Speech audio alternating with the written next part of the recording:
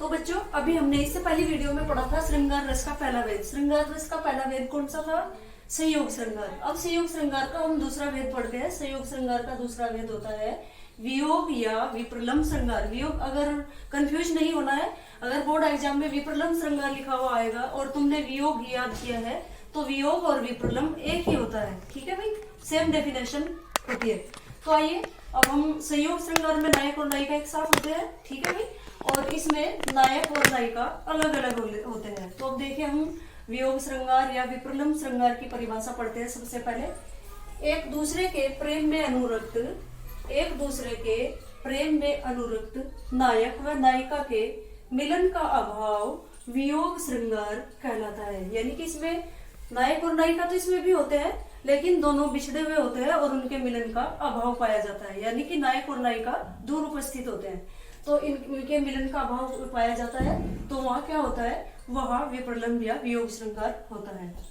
विप्रलम या वियोग श्रृंगार के एग्जाम्पल है भाई। देखिए एक आसान सा उदाहरण में तुम्हें बताती हूँ।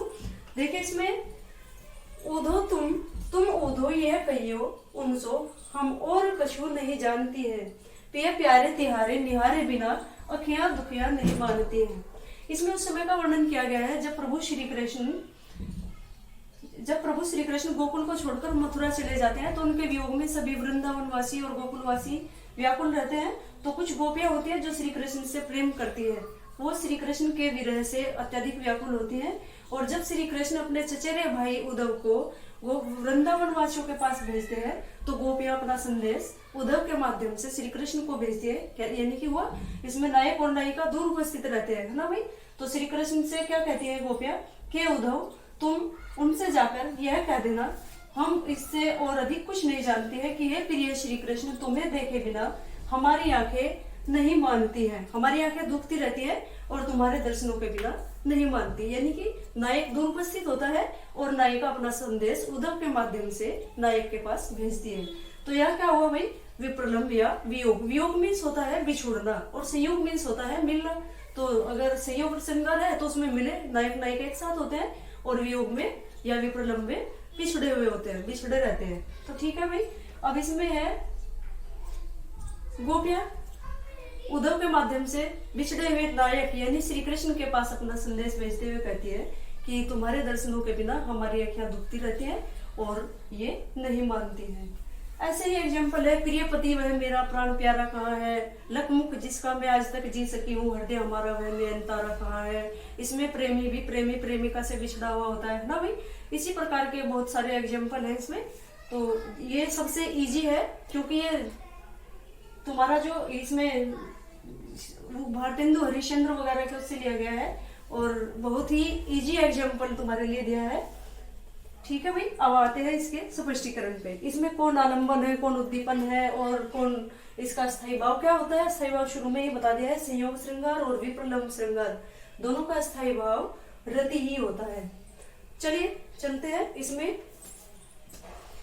आलंबन विभाव इसमें गोपियां हैं, यानी कि श्री कृष्ण से बिछुड़ जाने के कारण कौन दुखी है? गोपियां दुखी है। तो इसलिए आलंबन कौन हुई? आलंबन विभाव इसमें गोपियां होती है। अस्थाई भाव रति है, अस्थाई भाव रति ही है। अस्थाई भाव रति है। इससे आगे लिखती हूं मैं।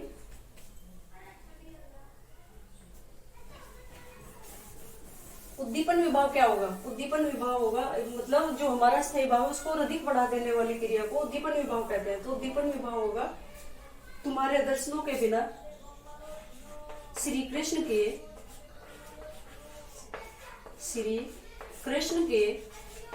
दर्शनों के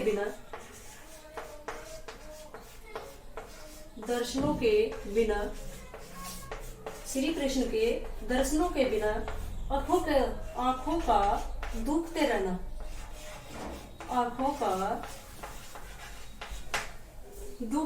यानी आंखों में दर्द होता रहता है, दुखती रहती है उनकी बाट निहारते आंखों का दुखते रहना उद्दीपन विभाव है। उद्दीपन विभाव किसे कहते हैं? जो हृदय में उठने वाली क्रिया को और अधिक बढ़ा देते हैं, उद्दीपन विभाव है।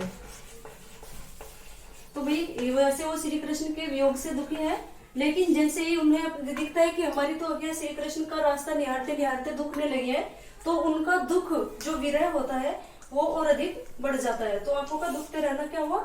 आंखों का दुखते रहना उद्दीपन विभाव कहलाता है।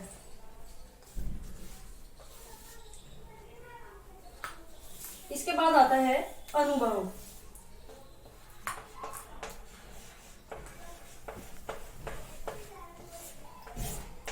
अनुभव अनुभव में आता है भाई गोपियों उस उद्धव का समझाना, उद्धव का समझाना, उद्धव के समझाने पर भी गोपियों का न मानना, गोपियों का न मानना। क्योंकि एग्जाम्पल में बताया गया है, वो कहती है उद्धव तुम उद्धव कहियो उनसे और कछु हम नहीं जानती है। यानी कि वो क्या है, उद्धव की समझाई हुई बातों को मानने से साफ मना करते हुए क्या कहते हैं, हम और कछु नहीं जानती है। तो क्या है ये, इससे क्या है, ये अनुभव होता है। उद्धव का समझाने पर भी गोपियों का न मानना अनुभव है। इसके बाद आता है रोष प्रकट करना। संचारी भाव भी तो होते हैं भाई, शुरू में पढ़ा दिया गया है पहली वाली वीडियो पे। रोष प्रकट करना,